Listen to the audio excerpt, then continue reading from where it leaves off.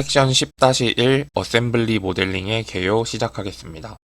이제는 이 어셈블리를 해볼 건데요. 어셈블리는 이제 저희가 파트나 판금에서 만든 단품들을 가지고 조립을 할 수 있는 환경입니다. 그래서 이제 그 조립한 거 가지고 뭐 이것저것 다른 작업들도 할 수 있고요. 지금 여기 화면 보시면은 뭐 설비 분야의 모델링에서 이렇게 모델링 한 걸로 조립을 이런 식으로 하실 수가 있습니다. 뭐 제품 설계, 장비 설계, 지그, 공장, 배관 이런 식으로 모델링을 하고 조립을 하실 수가 있습니다. 그래서 어셈블리의 목적 이렇게 나와 있는데 보시면은 뭐 어셈블리 할 수 있다 뭐 이렇게 쭉 그냥 읽어보시면 되고요. 그러니까 뭐 어셈블리 말 그대로 이제 조립을 하고 뭐 그 조립한 걸 가지고 뭐 작동을 해본다던가 뭐 애니메이션을 만든다던가 아니면 이제 어셈블리 환경에서 뭐 파트 같은 거를 모델링 한다던가 하는 식으로 사용이 가능합니다. 그래서 이제 솔리드 엣지에서 한번 보자면은 어셈블리를 사용하기 위해서는 이 ISO 미터기 어셈블리 여기를 들어가 주셔야 됩니다. 눌러주시고요. 열어보시면은 이제 어셈블리 환경으로 들어와지고요. 똑같죠. 뭐 리본바 있고 패스파인더 있고 작업창 있고 다 똑같은데 이제 패스파인더에 보시면은 이제 파트 같은 경우에는 여기에 이제 저희가 어떤 명령을 사용해서 어떤 작업을 했는지에 대한 히스토리가 나왔다면은 이제 어셈블리 같은 경우에서는 여기에 명령을 사용해서 무엇을 작업했느냐가 아니라 어떤 부품이 들어가 있는지, 그러니까 뭐 파트라던가 아니면 서브 어셈블리라던가 판금이라던가 이제 이런 것들이 여기 이렇게 쭈루룩 리스트가 나오게 됩니다. 그 다음에 이제 부품을 한번 배치를 해 보겠습니다. 이제 부품 같은 경우에는 우선 제일 기본적으로 컴포넌트에 컴포넌트 삽입이라고 있습니다. 이거 눌러보시면은 파트 라이브러리가 열리면서 여기에서 파트를 찾아서 열어주실 수도 있고요. 아니면은 오른쪽에 보시면은 여기 파트 라이브러리라고 있습니다. 이걸 눌러도 똑같이 열리고요. 만약에 뭐 이거를 종료했거나 해서 없다 하시면은 뭐 이걸 눌러서 다시 열으셔도 되고요. 아니면은 보기 탭에 이 윈도우에 보시면은 여기에 파트 라이브러리라고 있습니다. 이거 눌러주셔도 나옵니다. 그래서 이 파트 라이브러리에서 이렇게 눌러보시고요. 누르면은 파트 이렇게 밑에 미리 보기가 나오고요. 이 미리 보기 같은 경우는 마우스 좌클릭, 드래그를 통해서 회전시켜서 확인할 수도 있습니다. 그래서 이제 이거를 삽입하는 방법은 그냥 이거를 쭉 드래그하고 드랍해 주시면은 삽입이 됩니다. 그래서 이 패스파인더 보시면은 제가 방금 삽입한 이 프레임 2라는 파트가 여기 추가된 거를 확인할 수가 있습니다. 그리고 이 여기 패스파인더 옆에 이 아이콘 보시면은 이 아이콘 옆에 심볼이 하나가 생성이 되어 있습니다. 이제 이 심볼이 고정이 되어 있다는 심볼인데요. 어셈블리에서 제일 처음에 삽입한 파트 같은 경우에는 이제 자동으로 이런 고정 조립 조건이 들어가게 되면서 고정이 됩니다. 이제 제일 처음 조립한 파트는 베이스 파트 취급을 받아서 고정 조립이 돼서 자동으로 이렇게 고정이 됩니다. 파트 하나를 추가로 더 한번 삽입을 해 보겠습니다. 똑같이 드래그 앤 드랍해서 삽입해 주시면 되고요.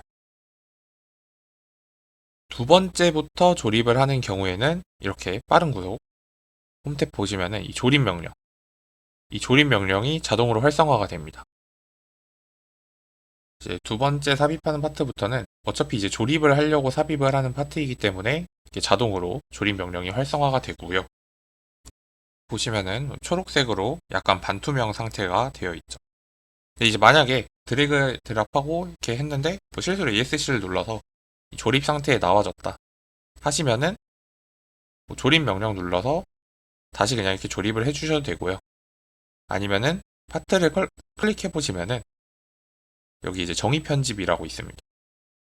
이 정의 편집 눌러주시면은 자동으로 다시 조립 환경으로 돌아와지게 됩니다.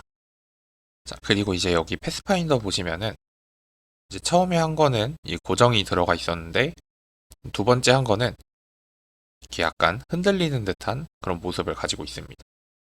이게 이제 구속이 완전히 되지 않았을 때 이렇게 나오는 거고요.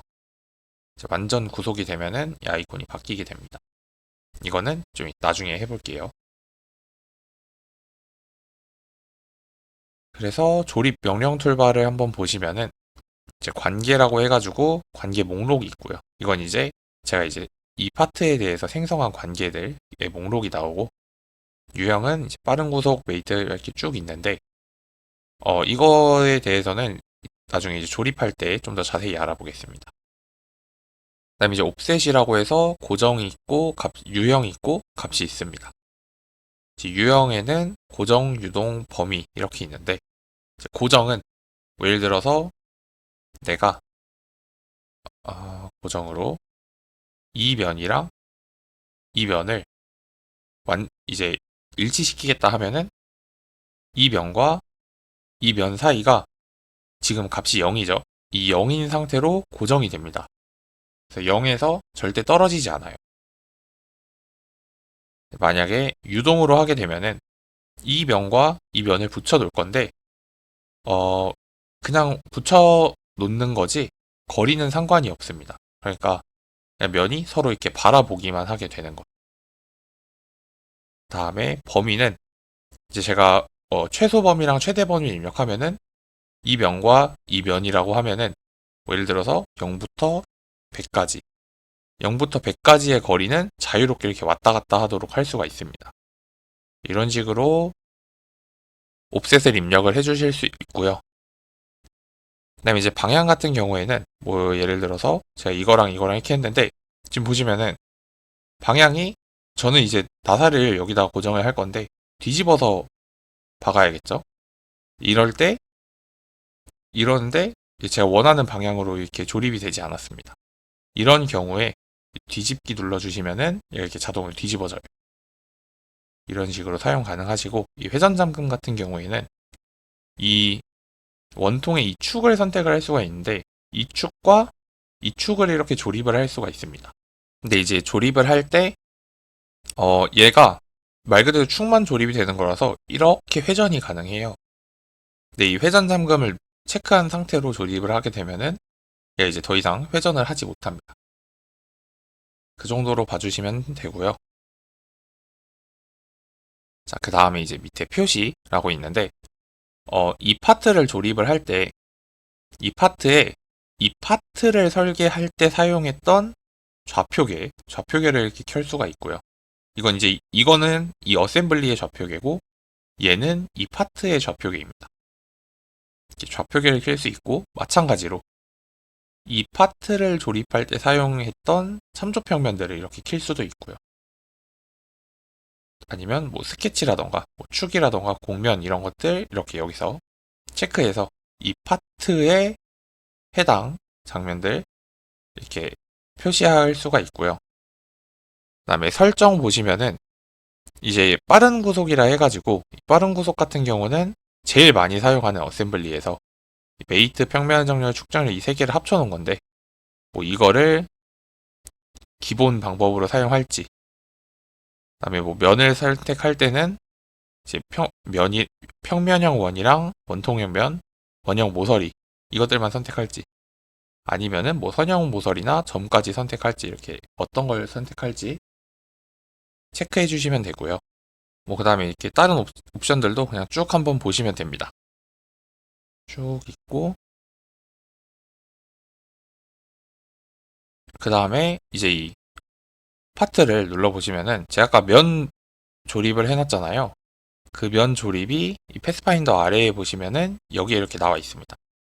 이거 눌러서 내가 어떻게 조립을 했는지 확인하실 수 있고, 뭐 여기서 기타 정보들을 수정할 수 있고요.